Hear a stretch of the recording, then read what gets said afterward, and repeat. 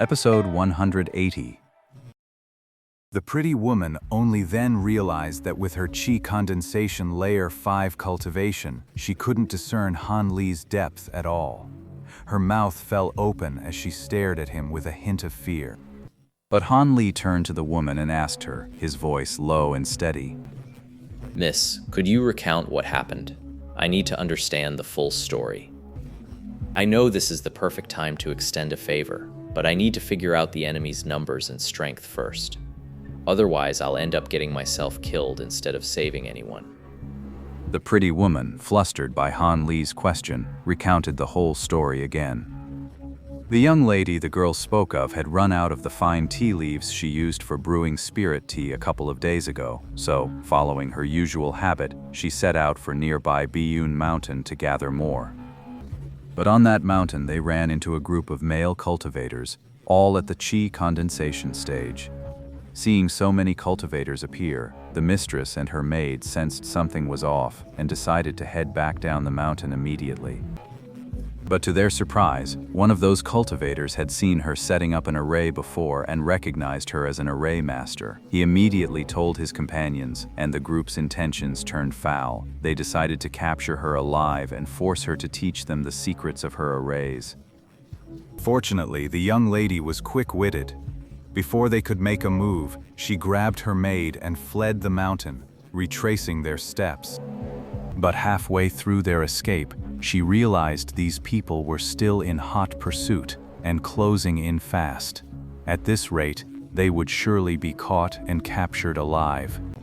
Forced into a corner, she had no choice but to use the set of array flags she carried with her, hastily setting up a simple array in a patch of woods to shield herself, then ordering the maid to leave before the enemy arrived and go seek help from Qi Yunxiao. Han Li listened in silence, weighing every word. From what he said, these enemies are just 7 or 8 chi condensation cultivators.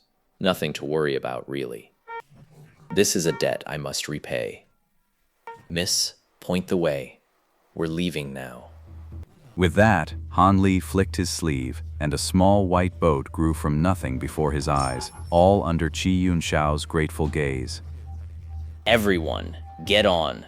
We need to save them, and fast. This magic tool may be small, but it flies extremely fast. Carrying 4 or 5 people is no problem at all. Han Li's figure flickered, and he stood at the front of the small boat. Qi Yunxiao and the young woman finally understood and jumped onto the small boat together. When the shopkeeper tried to board as well, Qi Yunxiao stopped him. Uncle Lin, your cultivation is too low. If you go, it might be dangerous. Stay here. We'll rescue them and come right back. The shopkeeper hesitated, his face showing reluctance, but he knew Qi Yunxiao was right, so he stayed behind, albeit unwillingly. And so, Han Li and the others urged their small skiff onward, transforming into a streak of white light that vanished beyond the horizon. The divine wind boat raced southward, and under Han Li's full control, it reached the canopy of the forest where the formation had been set up to trap the enemy in no time at all.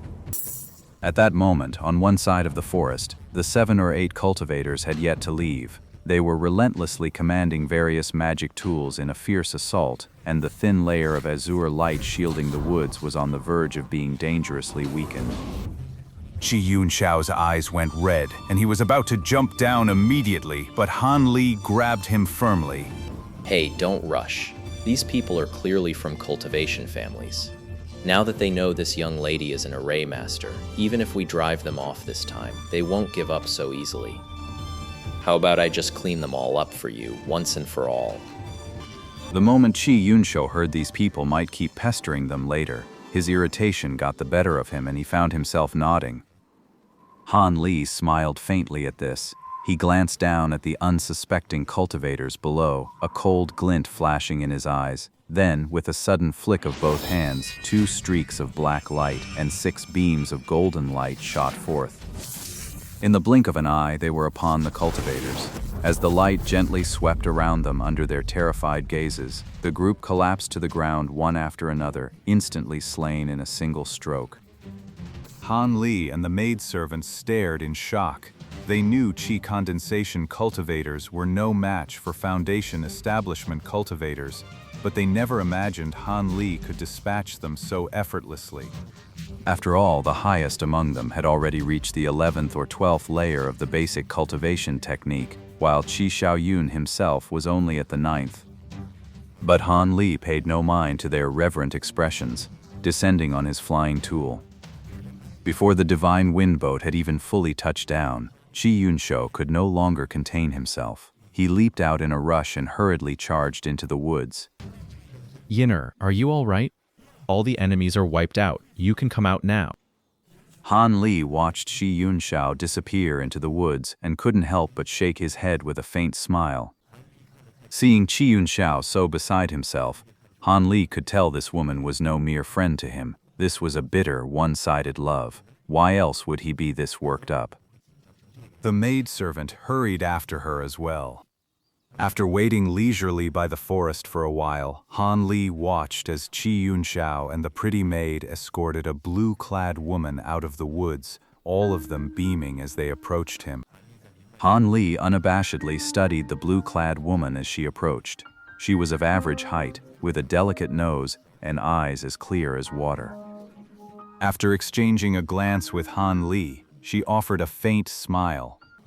So Qi Yunshao told her who I am. Her features weren't particularly striking, yet the elegant composure she carried, the grace in every gesture, and those dark eyes that seemed to speak on their own. Anyone who saw her would be struck by a sense of breathtaking beauty. She must be one of those women, sharp, perceptive, with an intelligence far beyond the ordinary. Dealing with her would be far more exhausting than fighting Qi Yunshao. I wouldn't be able to keep everything under control like I did with him. The blue-clad woman approached Han Li with graceful steps, then offered a light, elegant bow. Thank you, Senior, for coming to my rescue. I, Xin Ruyin, am deeply grateful. Ah, Miss Xin, there's no need for such formalities. I merely lent a helping hand. But we should head back quickly. These people might have arrived first, and if their elders are nearby, we'll be in trouble.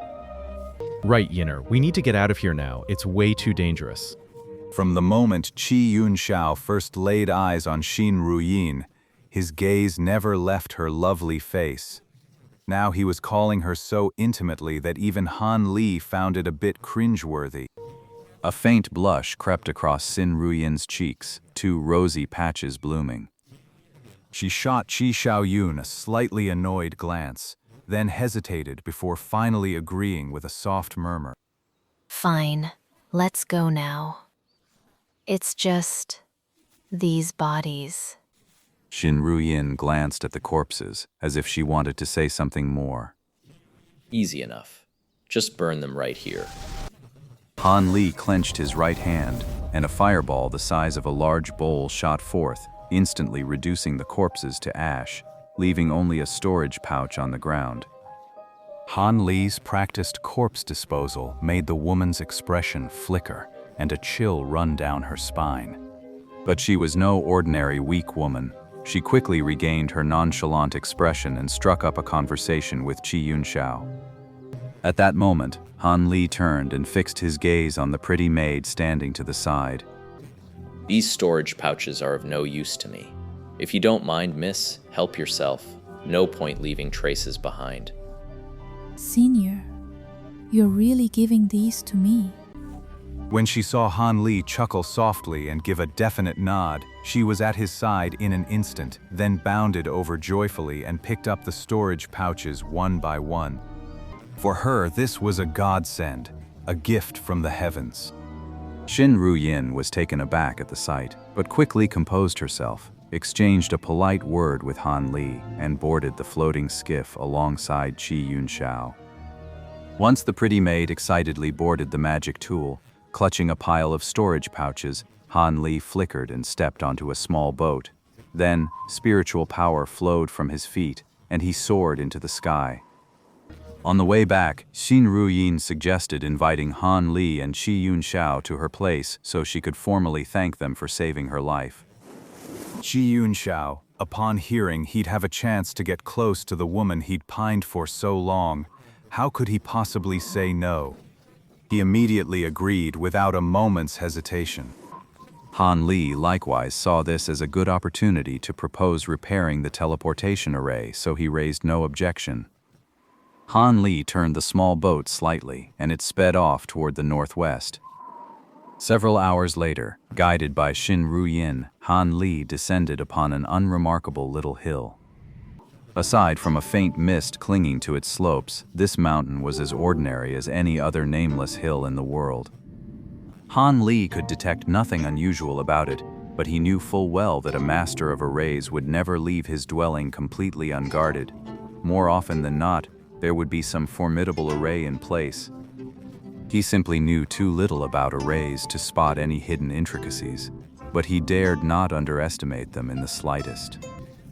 Under Xin Ruyin's lead, Han Li and his party stopped before a cluster of bamboo huts halfway up the mountain. This was her residence. Xin Ruyin led Han Li and Qi Xiaoyun into a larger bamboo hut to rest, while she and her maidservant went to other rooms to wash up and change. After all that chasing and scrambling, both women's robes were a bit dusty, an utterly unbearable state for anyone born with a love for cleanliness. Han Li sat on the bamboo chair, watching with keen interest as Qi Yunxiao fidgeted restlessly. The man kept getting up to step outside and glance down the road, as if even these few short moments apart felt like years to his lovesick heart. He was the very picture of a man utterly smitten. Han Li found the whole thing genuinely amusing, and the corners of his mouth couldn't help but curl up into a faint, knowing smile, which Qi Yunxiao happened to catch as he turned around. Qi Yunxiao's face flushed crimson. He stammered out a few garbled excuses, then slunk back to his seat, too mortified to meet anyone's eyes. A fair maiden is a gentleman's proper pursuit. There's nothing to be ashamed of, fellow Taoist Qi. Senior, no, that's not what I meant. Just then, the pretty maid walked in, finally giving Qi Yunxiao a way out. Not long after, Xin Ruyin entered, now dressed in a white gown that lent her an entirely different grace. She was like a blooming snow lotus, dazzling to behold.